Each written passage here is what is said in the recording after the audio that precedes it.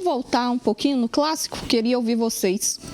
Bom, primeiro, a semana inteira nós passamos, digo nós, em geral, né? Acreditando que o Bahia havia numa fase complicada, 3 derrotas consecutivas, precisando de um resultado. O time vinha cansado, foram 36 partidas. Aí pronto, é fato que o Vitória vai brigar nesse jogo, vai se expor e vai ganhar. Com 2 minutos de jogo, o Bahia tem um jogador expulso. Quando tem esse jogador expulso, o que é que a gente pensa? Agora, Vitória vai para cima. E note, uma coisa simples, tá? Vamos fazer um exercício aqui. Você está no trânsito completamente engarrafado. Você é o motorista do veículo, do condutor. Bom, se está tudo engarrafado, você puxa o freio de mão. Vai ficar o tempo todo com o pé no freio. Mas quando esse trânsito, o carro que está na frente, anda, qual é o natural? Que você faça o quê? Desça o freio de mão e avance. O Vitória viu. Isso é uma metáfora para dizer que na hora que o jogador do Bahia for expulso, a primeira coisa que o Vitória tem que fazer é avançar. Porque naquele momento ali, gente, o que aconteceu ali? Jogadores do Bahia nervosos, uma expulsão, queira ou não queira, afeta os nervos do time, não sabiam o que fazer. Se o Vitória avança e aperta, ia causar um grau de dificuldade bem maior para o Bahia do que o que aconteceu. Então, o Vitória continuou com o freio de mão travado e o Bahia se soltou, falou, opa, dá pra gente, bora pra cima. E tem um detalhe, eu estava observando lá, que o Bahia teve um jogador expulso, mas não alterou muito não, porque o Juba, ele fecha muito pelo meio. E lá na esquerda, quem está dando suporte, por incrível que pareça, foi o jogador Pulga. O Pulga estava voltando o tempo todo lá, quer dizer, e o Vitória não soube identificar, fazer uma leitura rápida ali para fazer a mudança, para abafar o Bahia. Claro, foi um clássico bem jogado, um bom jogo. Vitória, inclusive, a despeito do torcedor estar chateado porque perdeu, mas fez uma boa partida, né? Fez uma boa partida, encarou o Bahia, só que tinha ali espaço, tinha margem para vencer já no primeiro tempo. Acho que vacilou, viu, Nelson? Perdeu as chances, perdeu as possibilidades, no segundo tempo foi pro abafa. Eu acho que 11 contra 10 já é outro jogo, pode acontecer qualquer coisa. A chance de você perder a partida com 1 a menos, com 2 minutos de jogo, ela é enorme, né? E se você parar para observar, o Bahia quando se defende, já com 1 a menos, né? Tem a linha de 4 atrás ali que é o Gilberto, David, Mingo e Juba.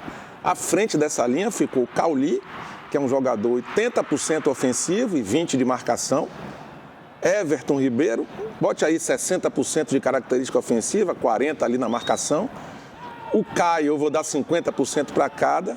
E o Pulga, que é um atacante, 80% das ações de Pulga são para frente, né? Então você tem ali jogadores sem característica de marcação, 4 deles, né? Que não são tão fortes. O Caio é o que marca um pouquinho melhor. Então, à frente dos 4 defensores do Bahia, quem protegia a última linha, quem fazia com que as jogadas não chegassem ao terço final, eram 4 jogadores de características ofensivas. O Caio intermediário, o restante muito mais ofensivo. E o Vitória não soube suplantar. Ficou muito tempo com 3 volantes, eu entendo. O Carpini esperou após a expulsão para ver o que é que acontece no jogo, se o árbitro compensa alguém.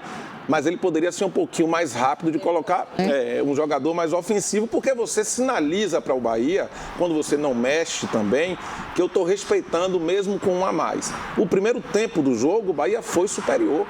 O Bahia trabalhou muito bem a bola, Everton Ribeiro e o Caio coordenaram o jogo. No segundo tempo, o jogo parou, esfriou, o Vitória consertou e voltou com a pressão que tem que fazer mesmo. Teve 4, 5 bolas ali muito claras de situação de gol. Agora, Ju, ninguém vence um clássico, Emílio, com 1 a menos, sem o goleiro operar 2 ou 3 defesas muito incríveis, sem a trave salvar. Isso faz parte do futebol, né? E o Bahia foi efetivo na frente. Eu vi a fala do Carpini, ele classificou o gol do Bahia, o segundo, como um gol fortuito.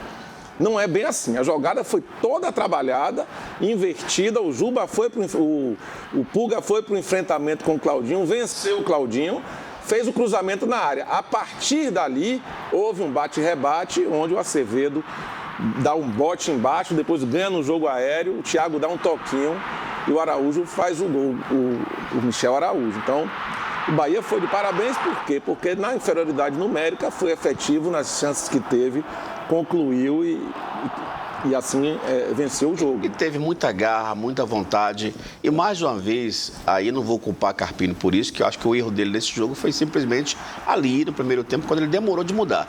Mas depois ele colocou o time na frente. Mas ele não está ali para ver um Eric que deveria mostrar, dar seu carro. Gente, Bavi marca a vida do jogador.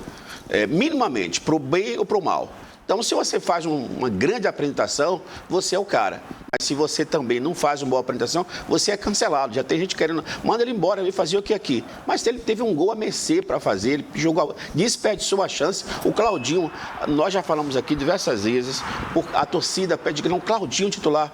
E o técnico, não, tem que botar o Cáceres. E deu para a gente ver claramente no Bavi, porque é isso. O Claudinho é muito bom como ala, mas como lateral, marcando, ele é fraco. E ficou bem claro isso no Bavi.